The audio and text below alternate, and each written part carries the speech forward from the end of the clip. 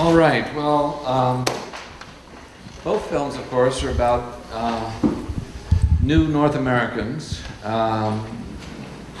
So, Daniel, let's start with yours. You're a Middlebury College graduate or student?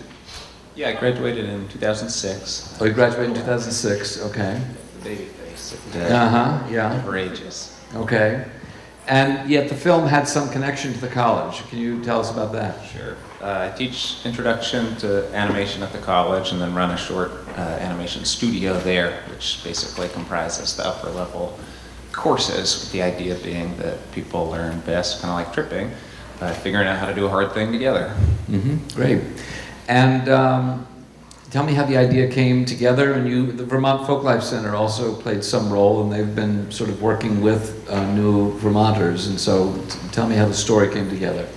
Yeah, absolutely. The Open Door Clinic, which is on the Porter Hospital campus in the back parking lot, imagine two double-wide trailers set up as a clinic, reached out to the Folklife Center with the notion that isolation leads to mental health problems.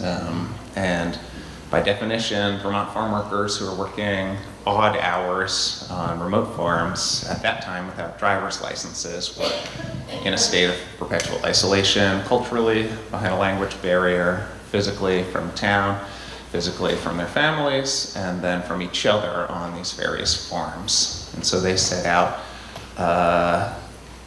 to document a bit of life on the farm through a mini graphic novel series. I think they're up to about 20 now, where there's an author. Most of the authors go by first name only or pseudonym, telling a bit of their story, which several of which involve a journey, either a border crossing story or a survival in the desert story. A lot of rather intense tragedy embedded in those stories, and then a kind of life on the farm and a looking forward bit. And these are 6-8 page graphic novels, really short, with the idea being, and written first in Spanish and then second translated into English, with the idea being that you could hand these things out, print them on an inkjet printer, and just drop them off at various farms, so that if you found yourself in an isolated state feeling crummy, you could read some stories about other people in similar circumstances and maybe feel a bit more connected to people that are hard to get to for all the reasons that I mentioned. Okay, so you worked to read those novels and to become familiar with the sort of social and cultural conditions of these Vermont farm workers, of whom I guess in total there are like close to 1,000. Yeah, over that, the last count was around 1,200 or 1,500. Yeah. It's hard to know for sure for the reason. Yeah. But for what I think are obvious reasons. Yeah.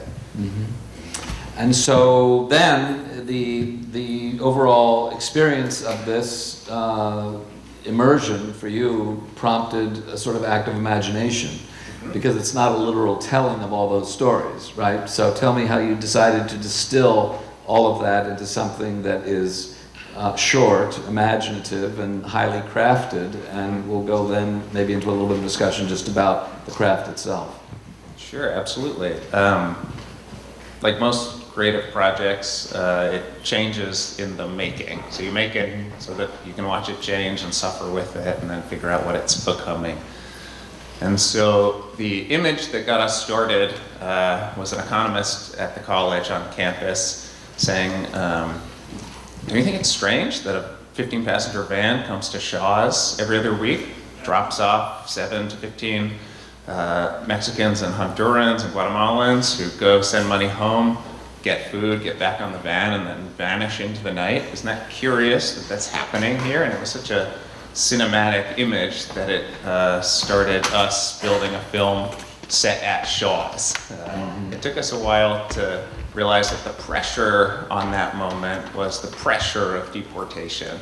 And so if we only had 6 minutes, we should really tell a film around the important moment. And as we began telling that, the rather sort of draconian strategic plan of the current administration to separate families as a deterrent is my current understanding of the strategy at play here, that if you're cruel enough that I guess the ends justify the means, and then you sort of push back at this sort of border issue, which continues to be an issue and will continue to be an issue. And that you should do what film can do, which is just show things happening.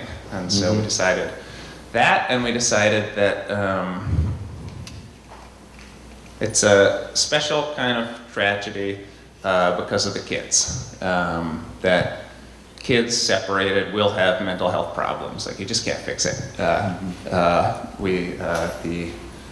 Oh goodness, I'm blanking on the report, but the Urban Institute tried to figure out what happens to kids, and it's all bad when they're separated from their parents. And so that seemed worth saying with film, and that it's that they're kids, so it doesn't start bad. When you're a kid, you're just alive, and sometimes you're hungry, sometimes you're eating a snack, sometimes, you know, and that a farm would be awesome to a kid. Every time I visit them, because I don't have to work and experience the complex reality of being on a farm right now, especially a dairy farm, they just look like fun because there's cool pipes and tubes and animals and steam and crap everywhere. And like, I grew up in a messy-ish place. My dad ran a summer camp growing up, so like the mess was never the problem. It was half the fun. And that you could live with the threat of deportation and separation and not know. We found out along the way that most parents with young kids are choosing not to tell until the deportation day, which is a problem, but also an understandable strategy for a lot of parents, because it's such an abstract notion that you're really just inviting your child to be upset for a reason that is really unfathomable when you're 6, 7, 8. That weirdos might come in the night and take me away. It's a kind of hard bedtime story. Like, why would you opt into that? And then if it happens, it's up to people on both sides of that separation to find their way. And so we ended it there, because I don't know what you do after you get separated. You do the next day and then the day after that. An actress I worked with in a picture I made called Peter and John, Diane Guerrero, is Colombian, and she was born in the United States, but she came back from school. She was 13 and came back from school one day in Boston, and her parents were gone, and her older brother was gone. And there was no note saying, you know, your parents are gone, or here's where you can go to stay tonight, or here's where you can go to eat dinner, nothing. And so she basically lived on couches and got a job when she was 13 in Boston. And got herself into the Boston High School for the Arts. And she, you know, she has a leading role in Orange Is. She's been very successful as an actress, but she's had very little contact with her family since then. All right, so just very quickly then, so how long did it take to do the animation? Did you do it alone or with student assistants, or how was that process? It took about 1.5 years working with 12-ish student animators, and then a small chamber orchestra of 15 for the music. A student composed the score after visuals were near done, and then a student orchestra performed. And yeah, people were learning while they were doing. So everyone showed up and saying, I don't know how to do anything, and we said, great, let's get started. And has it played other festivals? Yep, yeah, it played at the San Diego Latino Film Festival. It was down in Santiago recently. Santiago, Chile? Yeah. And then there's a small festival in New York, and some others. Great. Me too. We'll come back, but I wanted to hear from Oren as well. Are you still working at Pathfinder? Yeah, I got home 2 days ago from another summer up there. So, yeah, and I can say that Mohammed Darwish, the very small boy, has been coming for the past 3 summers. That was his first one, and he was back again. And Mohammed Zine took 1 summer off last summer, but he was actually back again this summer for another 2 weeks. I got to see both of them. They went on an 8-day trip, and they had a lot of fun. Yeah, great. It takes extraordinary grace, generosity, endurance, goodwill, empathy to pull off that job. I mean, watching it just struck me the important mentoring role you play to all of the kids, and especially to the challenged kids who you recognize clearly are challenged, and make that special effort to bring them in. And, you know, everybody should be grateful for that. I mean, it's fabulous. Thank you. And there are new, well, we could talk a little bit about Omar. Obviously, he was the dramatic catalyst. I mean, Yeah. from a filmmaking point of view, wow. Yeah. Right?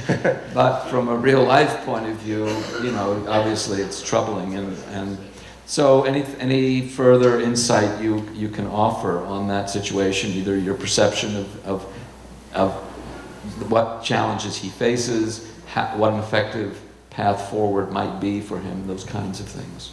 Yeah, I can say that, I mean, when I was there, like, and the filming was going on, I wasn't sure exactly how they would go about filming Omar and presenting his story as a part of it. But I was really impressed the first time I saw the movie in how honest Barbara was in like capturing and not being afraid to really like show what happened when these boys went to camp, not trying to kind of create her own story about what she wanted the truth to be, but really showing that while some of them flourished, others struggled and continue to struggle. I mean, Omar, you could see quite a bit of what he was like in the movie. But of course, there were also all kinds of little moments that the movie, you know, couldn't quite capture. The camera can't always be everywhere. And it was really difficult to kind of decide what to do. And I think that sending him home was a very difficult decision. But at a certain point, when one person is having a very large negative impact, you know, on other people's experiences, that call has to be made. I always watch those scenes and I think about what happened, and I wonder if you know, something could have happened differently, or if he could have been dealt with in a different way. But I think realistically he wasn't quite ready for camp, and camp wasn't quite ready for him. You know, as much as I like to think that I or another staff member could have really, you know, made a big impact on his life, he was only there for 2 weeks, for like 12 days.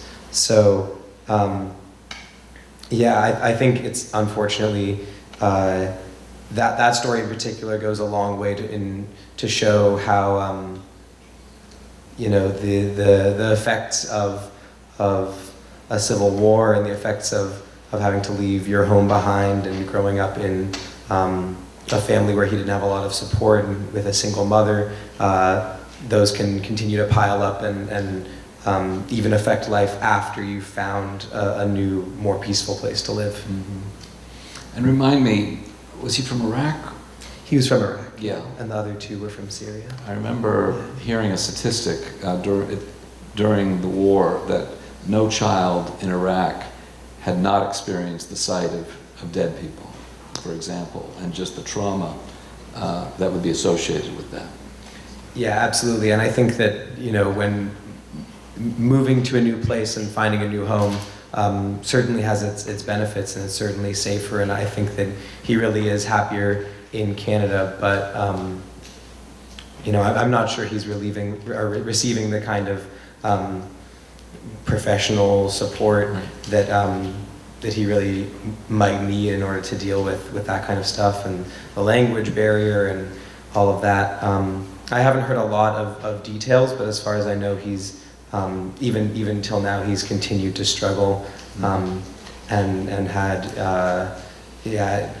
trouble with. I heard that he ended up in kind of juvenile detention, and that he had you know, found his way into more violent situations in Toronto. Mm-hmm. So Mm-hmm. Yeah, and too bad that Hamid did not go back. Yeah. And that the camp had extended had really sort of given him an opportunity and sort of recognized what was going on, and let's put him in a leadership position, and go for broke essentially. To really engage him. It would have really been an awesome experience, I think, for him, and for the camp. But luckily we have these other boys who are continuing to come back. I mean, not only were Mohammed and Mohammed back this summer, but we had 2 new brothers who came to camp. And this film was actually made during a 2-week period at the end of that summer 2 years ago. And we had another group of 6 other refugee boys who were there for the 2 weeks before that. So we actually brought in, I think, 11 boys that summer, and a bunch of them were back too. So I'm hoping that in future years we can help some of those refugee boys achieve a leadership status and be leading canoe trips of their own. Great, terrific. And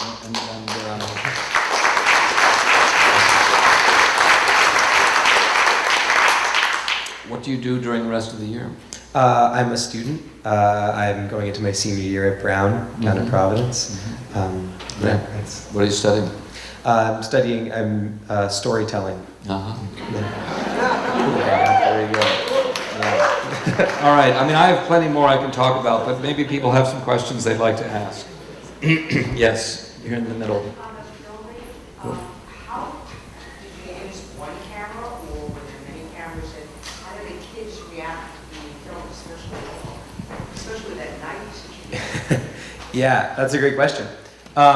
So there was actually only one camera. Barbara and her whole crew came to the island, and they did the whole camp thing. They bathed in the lake. They slept in cots in the tents, and they had like a little control center set up in one of the buildings where they would essentially go out all day and just like follow kids around and film all day. And they just her whole strategy was just get as much footage as possible. So I think I heard that at the end of the whole filming process, I think she had around 40 hours of film, which is really astounding that they were able to cut it all the way down to just an hour and a half. But yeah, I mean, they were out there, they were following kids around. I think I think a lot about the fact that there was a film crew on part of the trip that I was leading and in camp and that kind of thing. When Barbara first contacted Slads, the co-owner of the camp and the camp director, about filming the movie, he said, absolutely not a chance. Because having the film crew there, having the documentary being made, it ruins the experiment. It's hard to put exactly words to it, but there's something about having those outside people there and knowing that the camera is there that changes the way that things happen. It's impossible to know, what things would have been like without the camera there, whether the camera caused kids to act out more, act out less, all of that kind of thing. Because there are certainly moments where people were maybe performing a little bit because they knew the camera was there. There's some kind of funny moments where I can see certain campers like give a little like side eye to the camera and then like go do something in front of the camera. But also to a certain extent, they maybe it caused some other campers to pay more attention to their behavior. There's not really a way to know for sure. Certainly there wasn't a very big difference. So the camera crew was there for the first day and then a little bit of the second day, and they joined us again on the last night and then for that last day a little bit. But there were 4 days in the middle of the trip where there was no camera crew, and we really did get to have a genuine canoe tripping experience just out in the park. And things weren't that different. It wasn't like having the camera there all of a sudden everybody became a little angel. And I do wonder, maybe Omar was flipping the knife because he knew the camera was there and he wanted to look cool for the movie. Sure. It's possible. Yeah, totally possible. And it's a fairly big camera. I'm sure that she probably used an Airflex Alexa. Which it was a big. Yeah, it's a big camera. Yeah. I mean, is there anybody here that's not familiar with Barbara Koppel's work at all? You've not seen it or know about her work? I mean, Barbara has won 2 Academy Awards for her work, including Harlan County, USA, and a film called also American Dream, about a strike at the Hormel meat packing plant in, I guess, Minneapolis or in Minnesota. And she's probably made 15 films and worked in a wide variety of stories that she has told. And she's normally, and she's been at the festival each of the last 3 years, and she intended to be here this year, and she's been a regular presence here, and we love showing her work. But certainly is very experienced in how to approach a situation like that, which normally is about really becoming invisible as a director and as a camera person, although in an environment like this, which is a no technology environment for one, It's hard to be invisible. It's hard to be invisible, you know, it really is. And so it's a real challenge. But the fact is, she told a compelling story, and she would have had no idea that this was going to be the story, and had to then tune in and follow and develop it so that it has a beginning, a middle, and an end, which it does, you know, and that's part of the challenge in that kind of filmmaking. Yes, right over here. I'm curious as to whether you were given any specific or special training before the kids arrived, before the refugee kids arrived? I wasn't. We kind of. Entirely natural. Well, thank you. I did volunteer to, or maybe not volunteer is the right word, but when I heard that we were starting a program where we were having refugee boys come to camp, I immediately indicated my interest in leading a trip with some of them. So it's not a total coincidence that I ended up on this trip that was filmed. I went and I talked to SLADS and I said, I really want to do this. This is something that I would love to do, because I mean, what an opportunity. And I've been taking Arabic also at school, and classes on Islam and the history of the Middle East, and so it seemed like just a really cool opportunity to connect with some of these boys who were going through experiences that I just had no idea about. Yes. Did you know that you were going to do this in an animated format? And you packed so much emotion and everything. I mean, this was more condensed than a poem would be. That's an awfully difficult thing to make it short, do it in an animated format, and convey the depth of strength that you did. So, did you know it was going to be animated?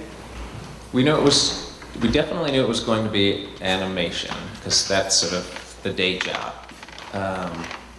You should have seen the earlier drafts, though. Much less packed with emotion and more scattered around, trying to figure out how to tell what felt for a long time very untellable in less than 10 minutes. The ending gave us a lot of grief. Like, what is the ending to this story? And because there weren't going to be any words to explain it, we had to sketch out visual endings. So it takes about a week, you sketch out a visual ending, and then you go, ugh, I don't feel anything, it doesn't work. So you try again until something starts to work. So would you try another animated? Are you dedicated to this methodology kind of? Yes, yep, I'm working on one now. Yeah. It's a good medium. Yeah, you should try it, it's fun. I love the Cowhead Mountain. Oh, yeah. And the sort of falling of it, and just the magical elements of the story are really quite wonderful. And the animation is very polished. Now, when that black sort of ooze that takes over, it was meant to suggest oil, I assume, yes? Or maybe not? Yes, the black of the car and the darkness of evil. And then it has a bit of a misread towards a environmentally themed message, right, which for a while we considered trying to clarify. So when it first stains the side of the milk tanker, several people were saying, are you trying to say something about climate change? And we're like, okay, well, this isn't quite on message, but it functioned as being spooky, and it functioned as being disorienting. And so then it started to feel okay that there's about 30, 40 seconds where you're not quite sure how to decode the kind of abstraction. Yeah. That seemed okay. If you're a 7-year-old, you're not going to know how to decode the cars pulling in for about that long also. The abstraction I thought was quite wonderful, very nice, and there's the dreamlike quality. Other questions? Yes. Actually, so just to pick up on that, I thought that worked really well. I was puzzled. Thanks. I was thinking, was it oil or what is it? And Yeah. It did Yeah. clarify. So Yeah. I thought that was great. And then I had a question for you. I'm curious about how the filmmaker made the connection to the camp. And where did that come from? You know, I'm curious about how people come up with these ideas to tell us. Yeah. Stories. One of her producers happened to be an alumnus of the camp. It was kind of just that simple. And he caught wind of this program that was going on in an alumni newsletter of sorts and told Barbara, and she just latched onto it and kept pressuring the director until he let her come. Yeah. Mm-hmm. Yeah. I just had a couple of comments.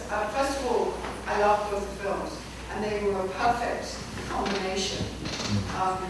One comment, as a mother who raised my middle-class white children in Liverpool, Vermont, seeing them go away was one thing.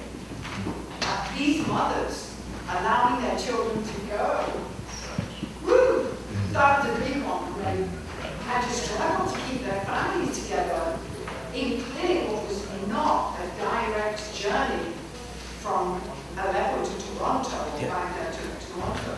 The other thing that I think is heartbreaking is the way in which, as Estrellita shows it, there's an administration that is about punishment and cruelty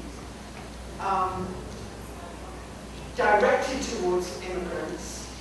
And there are Canadians, and yes, it's personal, who are trying their very best to make things work. And what is heartbreaking too is that we see, as you said, Daniel, it's known that children will have mental health problems. But you look at Omar with his mental health problems from a situation that is a war-torn situation, and then they're immigrants in Turkey, and all of that is bad. But to think that there is an administration in this country that is deliberately putting children and families into that kind of situation, and it's apparently not going to end anytime soon, is heartbreaking. Just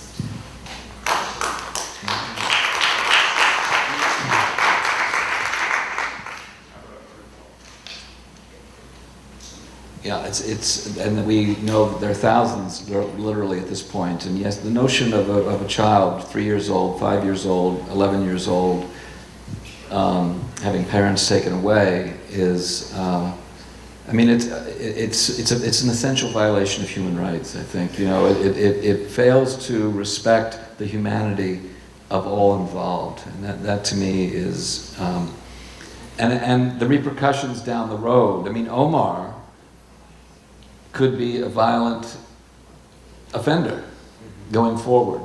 And it's a clear case of from where he has come and the experience he has observed, and frankly the act of war that initiated that experience and the dislocation. Not everybody can immigrate successfully. Apart from the challenges of just making it happen, I mean, I thought to myself at one point, you know, suppose even I, you know, who am older and been around and, you know, suddenly was displaced to a completely alien culture and had to start from scratch. It's very difficult to conceive. And people's connection to their homeland is something very strong.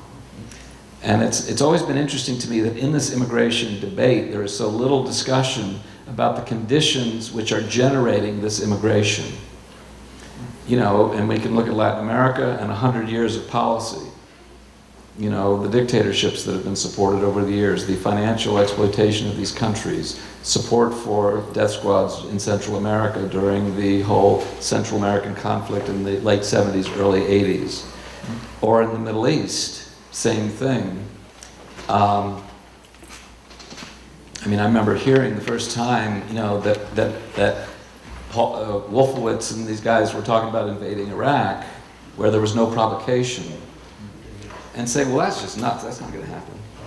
Jay, one thing that got me thinking when you were telling a brief story about your friend who had a similar quick growing up moment was just that Right, suddenly. in all of these, it feels like there's some opportunity for some resilience to come forward and Sure. a bit of hope in that. And some people, for whatever reason, clinch it and then go and live awesome lives despite insane circumstances growing up. And there's a bit of hope in that.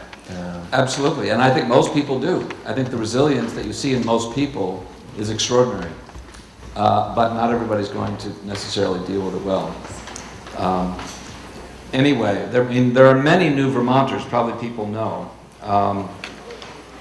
In fact, my Kingdom County Productions, our nonprofit, is actually going to tour this fall a show with 8 new Vermonters telling their stories. One from Madagascar, one from Nepal, one from Iraq, one from Syria, one from Sudan, one from Somalia. Anyway, an interesting group of people. But all their stories are quite interesting, and they really all do have this resilience as an underlying and a driving element to it. So it is hopeful, and the idea that Vermont is becoming more diverse, I think, is also hopeful. And I think, you know, a lot of these people are really, they love Vermont. They're happy to be here, and they're contributing a lot. Anyway, we'll take one more question if anybody has one. Yes? Obviously, Chief Barbara Howell had to get permission from all those campers. What kind of process? And their parents. Was there a lot of pushback from parents who didn't want their kids to be involved in this? That's a great question. I don't know an awful lot about that side of it. I know that definitely it was difficult with the camp itself, but from what I understand, I think that the families and the sponsors of those families were fairly willing to be filmed, because I think that they knew that having this film made, and by Barbara Koppel no less, would help to put their story out there in a way that would hopefully be productive and inspire more people to do what they were doing, and to help these new people who are immigrating from places that were far worse. Where is the camp? The camp is in Algonquin Provincial Park in Ontario, about 5 hours north of Toronto. All right, well, this is fabulous. Thanks so much for making the trip and being here with us.